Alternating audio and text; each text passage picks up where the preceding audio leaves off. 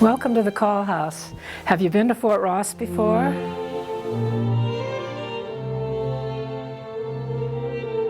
You may be a little surprised to see an American farmhouse as a museum here.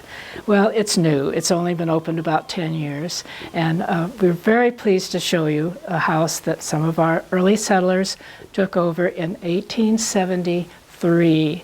30 years or so after the Russians had left Fort Ross. George Call and his wife Mercedes came up from San Francisco and bought 2,500 acres of this lovely coastal land, which had been part of the Russian territory. And they were going to have a nice, quiet life in the country.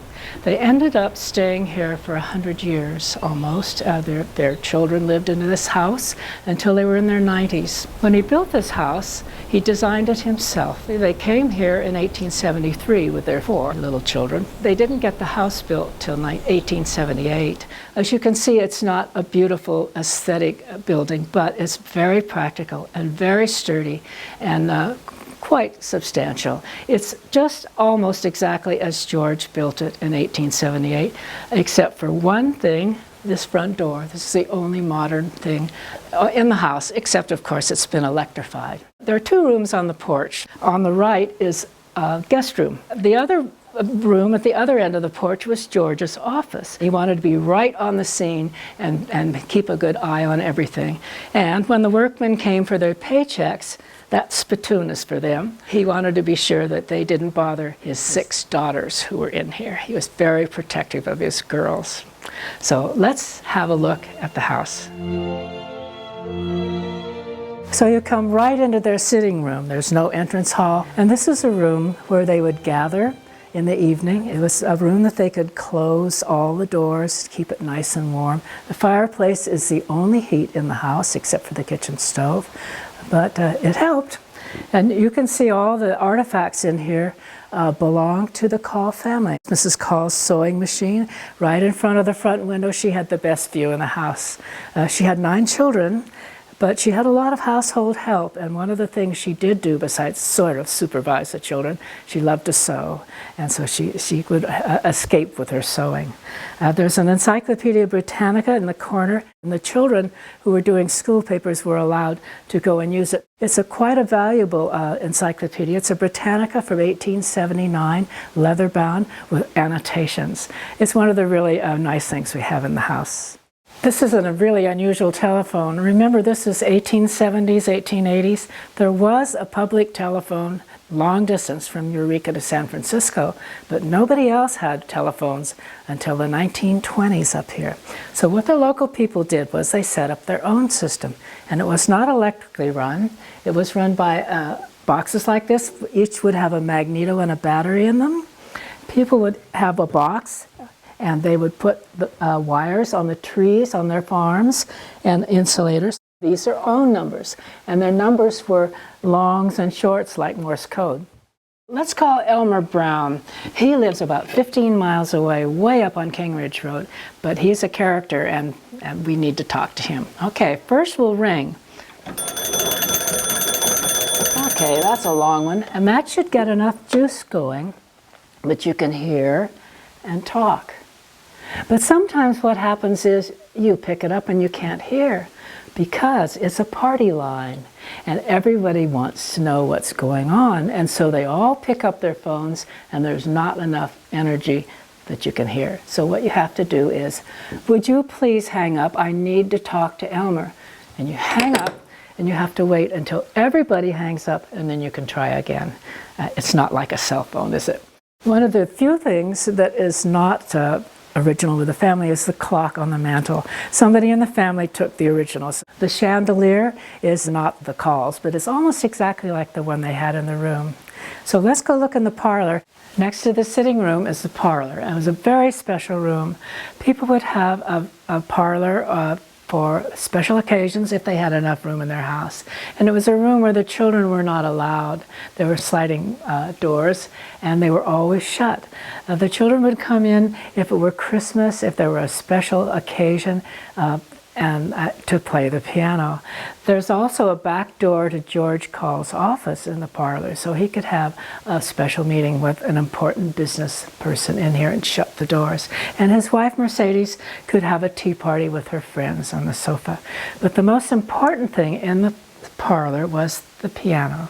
It's a beautiful big square grand, and it came from Boston in 1873, and it was sent by their uncle Ambrose Call, who lived in Iowa. It was a present to the children, all 9 children, 6 girls, and they were afraid that they wouldn't have any culture here, so they sent a piano. Well, in 1878, when they sent it, it had to come from New Orleans by sailing ship, and it did, around the Horn of South America, up past San Francisco, up to our little deep water cove here at Fort Ross, and went up the loading chute and into a wagon in its box and came in to be put in the house. Well, the house was still being built, so they had left a wall unfinished, and the piano was moved in, and it's been there ever since. And the girls played, and it was a very successful thing for their social life. Remember, in these days, in the 1880s, 1890s, people made their own music. They didn't have phonographs and even all the modern things kids have now. And the young people played and sang a lot. They had their friends come up from San Francisco, sometimes on the train, and they would have dances in their barn. It was very important to them all. The furniture in this room is not exactly what the Calls had in their house in San Francisco, but it's just like it. The curtains were saved by one of the granddaughters in a trunk, and the pictures on the wall are of Stratford-upon-Avon, and they were in the attic of the house. It's nice to see how a family really lived, and that is why we've kept this museum not as a place where everything is under glass, but as if it looks as if maybe they just went out for a walk and everything is pretty much the way left it. Now let's go back and see the bedrooms. This is a replica of the ship's captain's guest room, which was on the porch. People didn't hang out in their bedrooms. They were outside a lot, they were working, and their bedrooms were fairly small. There are a couple of really interesting things in this room. The first is this uniform, and Mrs. Call had put a note in the pocket that said, Captain Schaefer of the Mary C. The Mary C was the Calls motor sailor that they took to San Francisco from 1890 to 1910, and Captain Schaefer ran it. So this had been in the attic for over 100 years.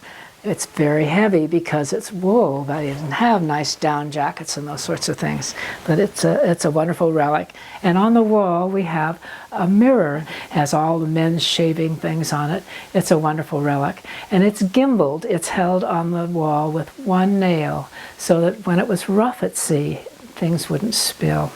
You'll also notice that there is a pitcher and a basin on the dresser under the window.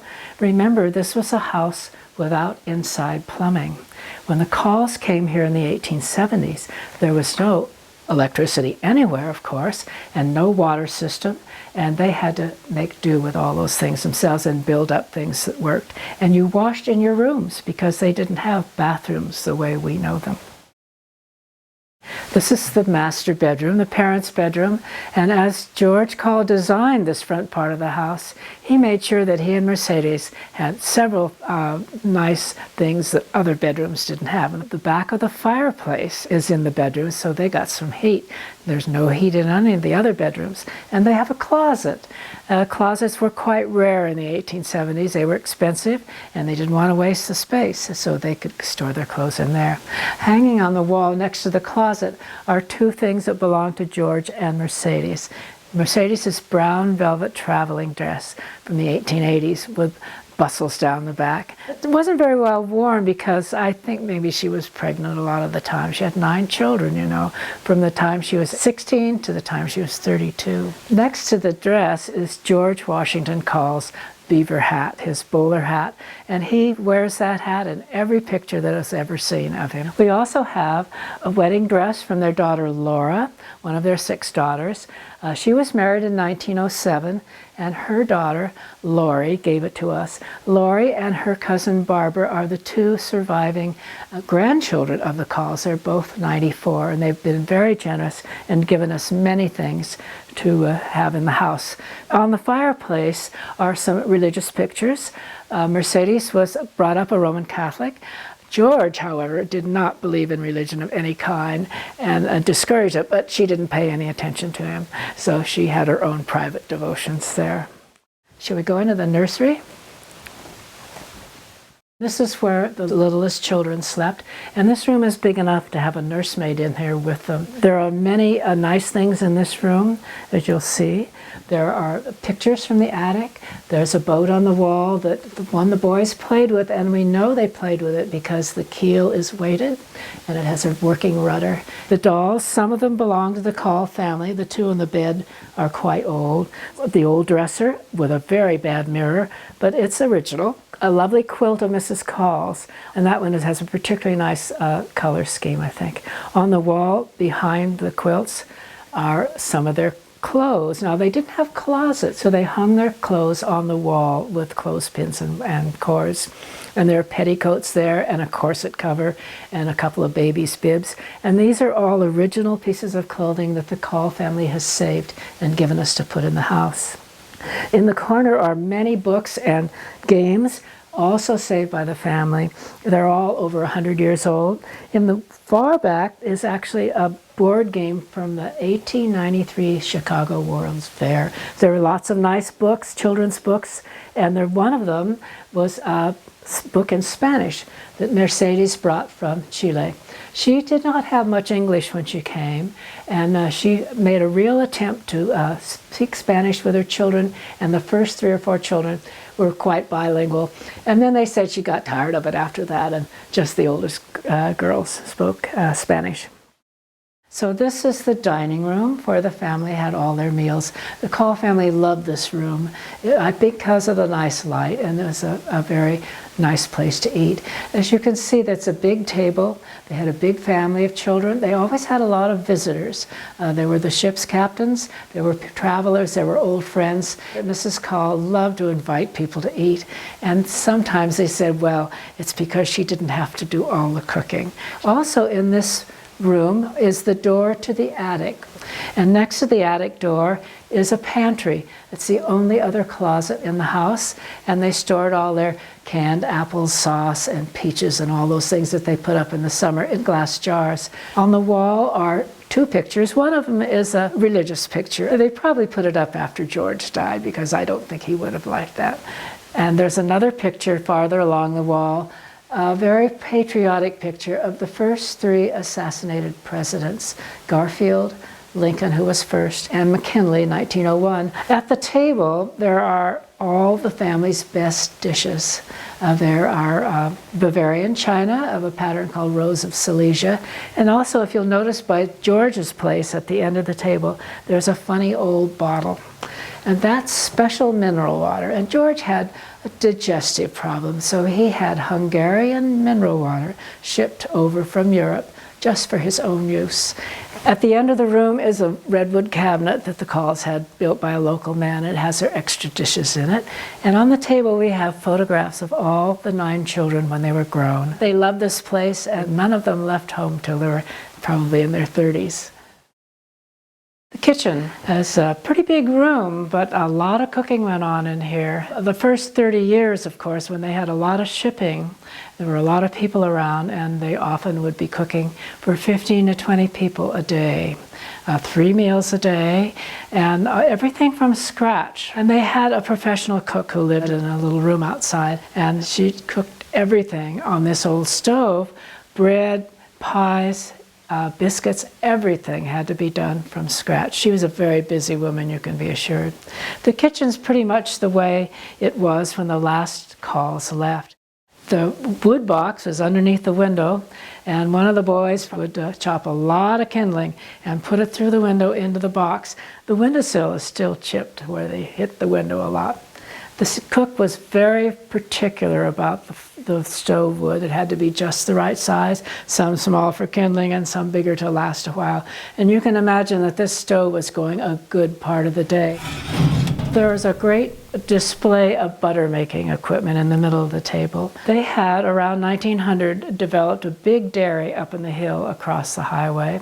They had almost 100 cows, quite a number of young men who milked, and these are some of the butter making things. There are 3 churns, different ages. They actually shipped tons of butter to San Francisco every year. We have the records, and they put it up in 2-pound blocks. The girls actually sewed these cheesecloth cases, and then they would put it in salt water in big barrels and ship it to San Francisco and sell it.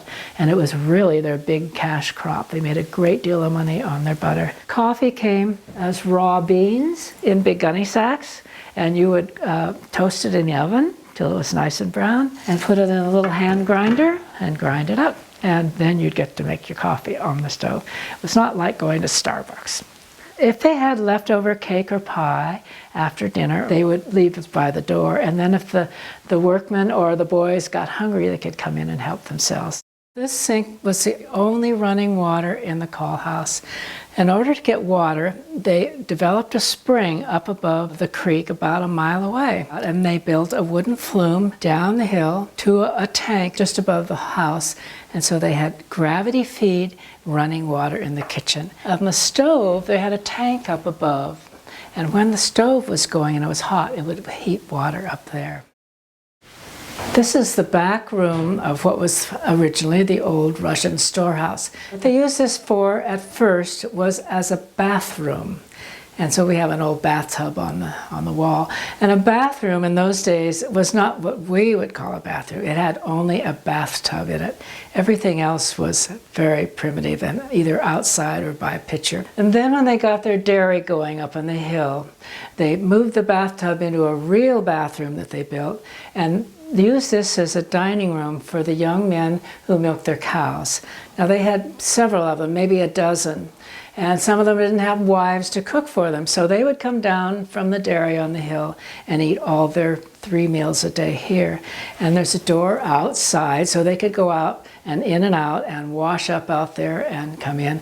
And they just put everybody to eat in the big dining room, but they could sit and tell bad jokes and hoot and holler and not bother anyone. And the young boys in the Call family got to eat out here too, which they really liked. So you've seen all the house, and it's pretty comfortable, isn't it? Do you think maybe you'd like to move in? I don't know what the rent is. Well, there's a couple more things I'd like you to see, and one is the school. When the Calls came in 1873, they had little children and there was no school around. So their solution was to build a school and hire a teacher, which they did. The teacher lived in their hotel in the old Russian compound, and they paid her salary. They ran the school for 10 years just for their own children. After a while, George decided that it was really getting a little noisy over there. His children were disturbing his newspaper reading time. So he got the county to build a public school out on the cliff. George Call lived to almost 80 years old. He died in 1907. And when he died, he had a very tight will, which surprised everyone and very much held up. It said that his land could not be sold until his last child died. And his youngest daughter, Mercedes, lived to be 98. So it was 1976 before the land was divided up. So that meant that the state park was able to buy enough that they now have over 2,000 acres in this beautiful park. See how open and lovely it is? George had taken the original 2,500 acres that he bought in 1873 and developed it into almost 8,000 acres. And it went from the farm down on the cliff there, you can see the white buildings, up onto the ridge and all the way up to Seaview Road and all along the coast to Comer Gulch. And that's still pretty much what the park has. It's a beautiful piece of land, and the people of California are, I think, quite grateful for it. The surprising thing is that one of George's granddaughters told us that he all along had hoped that the park would be able to have it all. He was a very quiet and very self-contained man, and he never told anyone that while he was alive, but I think he would be pleased. Thanks for coming. I'm glad you were able to see the house because we certainly have enjoyed putting it together. And on your way out, if you didn't notice before, please have a look at the garden. You're welcome to walk around in its little paths. The garden was a very important part of this establishment. Mrs. Call was a great gardener, and many of the plants that are in there were hers, even though she's been dead for almost 80 years. We make a real effort to keep the things we think she would have liked. So enjoy the rest of your trip and your visit on the coast, and come back again.